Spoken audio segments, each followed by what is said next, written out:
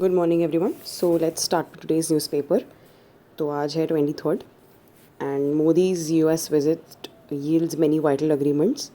तो मोदी जी अभी गए हुए हैं and we have been seeing so many videos of him addressing the US Congress. और काफ़ी रिस्पेक्ट मिल रहा है मोदी जी को वहाँ पे. That is irrelevant to us. Not irrelevant, as Indians we should be proud, but then the main things, the context of the various deals that have been finalized, that have been discussed, the agreements, we should discuss them.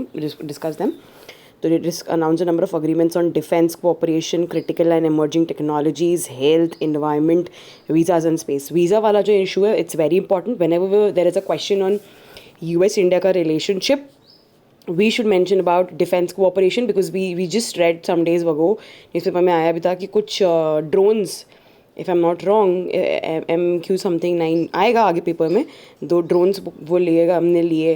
And US India के relationship में जब भी question आए तो we have to talk about defence cooperation, China as an emerging threat to the world order, फिर critical and emerging technologies. So yes, definitely, because US has a booming economy, is the most industrialized nation. We see that new technologies वहाँ से आ रही हैं. Health sector में we have been cooperating. COVID के time पे we had been cooperating with them. They were giving us some vaccine का some constituent which I think India was not having. So we had asked US, and I think they had given it. I have to check on this. Environment issues, yes, ये तो रहता ही है. Developed economies versus developing countries का जो issue रहता है, usually we see this कि developed countries are usually they now what they do is like they blame the shift of climate change on the developing countries, whereas they have been the perpetrators of climate injustice. They have been the perpetrators of immense pollution, climate change, because they have seen industrialization in their 18th and 19th centuries. So ये debate भी रहता है. We can mention environment, defense cooperation, critical and emerging technologies, health sector, environment, visas का रहता है, H1B का भी रहता है, because Indians are the major they get the major benefit from these H1B visas.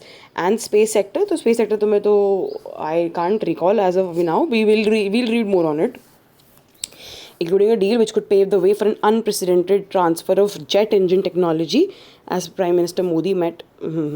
ठीक है, तो हम लोग ओके, ये आया भी था न्यूज़ में थोड़े दिन पहले कि जेट इंजन टेक्नोलॉजी, कुछ technology, there some technology which the US is going to give to us.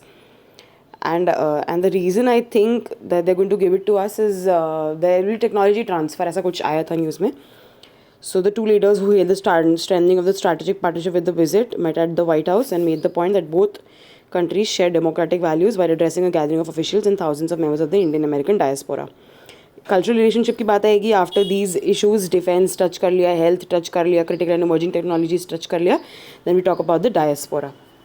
Mr. Modi and Mr. Biden marked that what they have described as a new stage in the India-US relationship, as the Prime Minister was accorded a ceremonial welcome at the White House South Lawn by the President and the First Lady Jill Biden on a drizzly Thursday morning.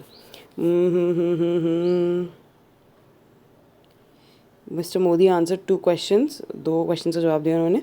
एक तो democracy in India and from the American press corps, and another on climate change from the Indian media. wasn't the DNA of India, हाँ ये DNA of Indian democracy. GS2 में कोई question आता है democracy के ऊपर, GS2 में कोई भी GS related to how democracy is beneficial और how elections कैसा वर्क कर रहा है, इलेक्शन से रिलेटेड क्वेश्चन आ जाए, या dialogue, deliberation, debates, federal relationship पे आ जाए, तो democracy is in our DNA as mention by PM Modi. और ये हमारे वीन्स में, it runs in our veins, ठीक है. Mr. Modi said, maintaining that there was no discrimination in India. फिर बराक ओबामा जी ने बोला है, which is not relevant because he is not the prime president of US anymore. हाँ, SEC, हाँ ये important है. स्टेट इलेक्शन कमीशन का article पता होना चाहिए. आई थिंक इट्स 243K, जिससे स्टेट इलेक्शन कमीशन किसी भी स्टेट में एस्टैब्लिश गवर्नर करता है. तो we just need to remember this यहाँ पे. Then let's move on to the next वाला. We'll see more on it, we'll see more on it. Defence cooperation हो गया, एनवायरनमेंट हो गया.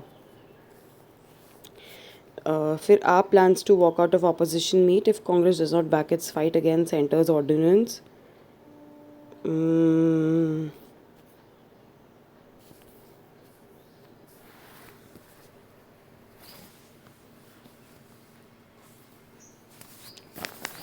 आप plans to walk out of opposition meet. अच्छा.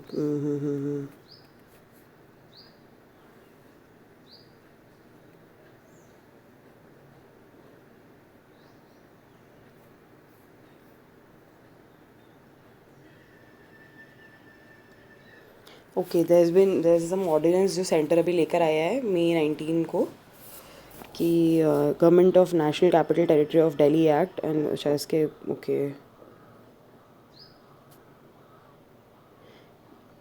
And effectively negate the means that give the AAP government the power to make laws and wield control over bureaucrats deputed to it, except for services related to public order, police, and land.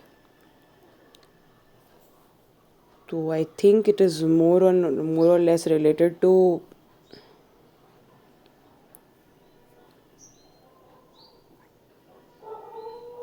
the Government of National Capital Territory of Delhi Act. ठीक है, तो ये फिर supreme court ने उसको nullify भी कर दिया था, ऐसा बता रहे हैं. नहीं, सुप्रीम कोर्ट ने ऑर्डिनेंस लेकर आए. उस जो सुप्रीम कोर्ट ने ऑर्डर दिया था उसको नलिफाई करने के लिए पार्लियामेंट एक ऑर्डिनेंस पास किया, सेंटर एक ऑर्डिनेंस पास किया था मई 19 को, जिसमें उन्होंने बोला, मतलब सुप्रीम कोर्ट ने ये, मैं फिर से रिपीट करती हूँ, सुप्रीम कोर्ट ने एक ऑर्डर दिया था जिसमें उन्होंने मेंशन किया था कि एक ऑर्डर पास किया था कि जो लॉज और क्या बोलते हैं, आप गवर्नमेंट के पास सारी पावर है to make laws and we in control over the bureaucrats deputed to it, except for services related to public order, police और लैंड.